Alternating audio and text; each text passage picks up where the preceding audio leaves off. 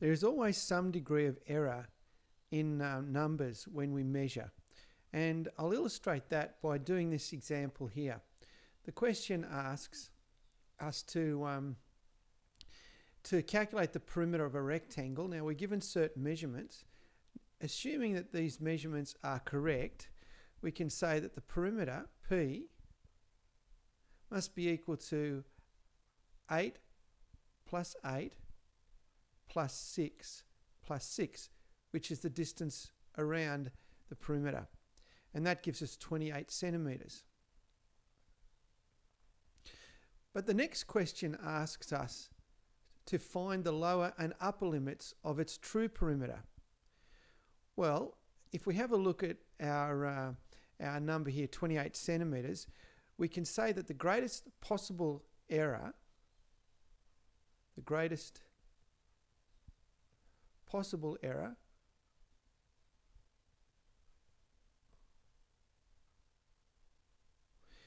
must be equal to 0.5 centimetres, half of the smallest unit used, which is 1 centimetre, so it's 0.5 centimetres. So we could say that the length of this particular rectangle lies between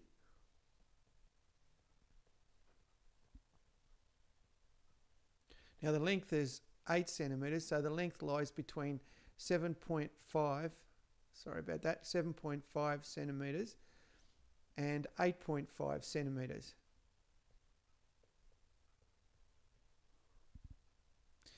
And the breadth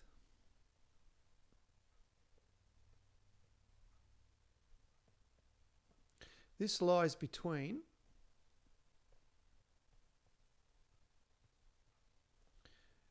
5.5 centimetres and 6.5 centimetres. So keeping that in mind, we could say that the lower limit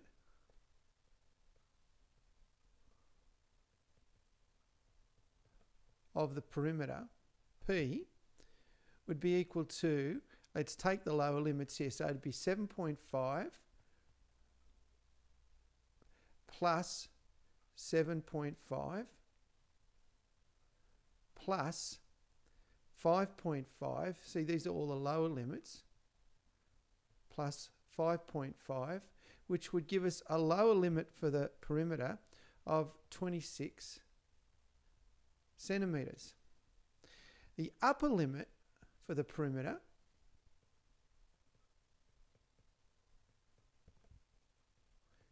we use all the upper values would be 8.5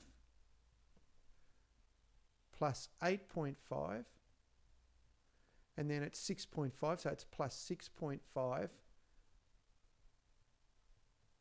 plus 6.5. We add all those together and we get a perimeter, an upper limit of 30 centimetres.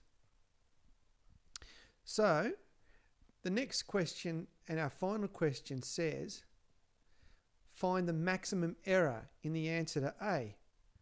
Well, the apparent perimeter has a maximum error. So the apparent, which is what we see, the apparent perimeter has a maximum error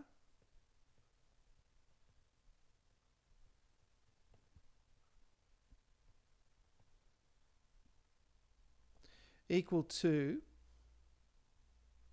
now you'll notice we thought it was 28 centimetres when we measured it, and we subtract the lower limit, that's 26 centimetres, that gives us 2 centimetres.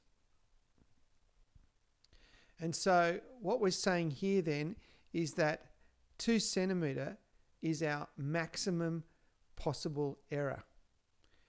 You've got to note that this is the sum of the greatest possible errors of the original measurement. All right, so that's noticing how measurements and error can be dealt with. What we're going to do now is to have a look at one other question, and this one's to do with area.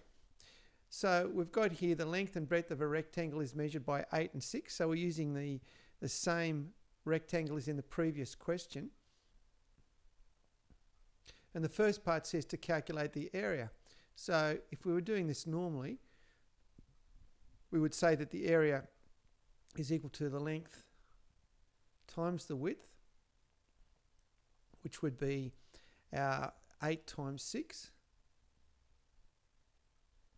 which gives us 48 centimetres squared.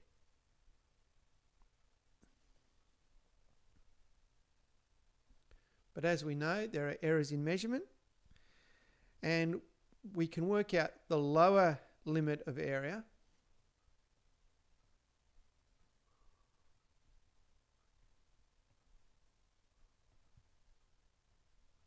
by taking the lower limits of the perimeter, of the measurements we did in the last section. So as you can see, the lower length would be 7.5,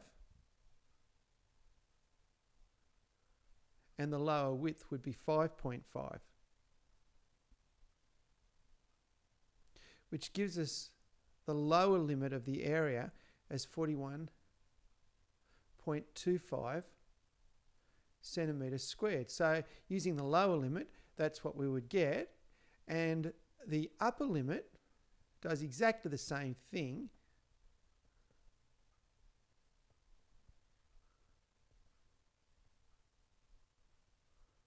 but this time we use the upper limits of the measurement. So we're looking at 8.5 times 6.5. And that gives us an answer of 55.25 centimetres squared for the upper limit of the area. So finally the question is, hence find the maximum error in the answer to A. Well, the maximum error would be 48 minus 41.25, which gives us 6.75 centimetres squared. And if we look at the other one, we've got 55.25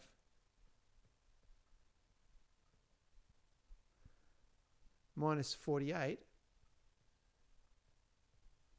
which gives us 7.25 centimetres squared. So we can say therefore that the maximum error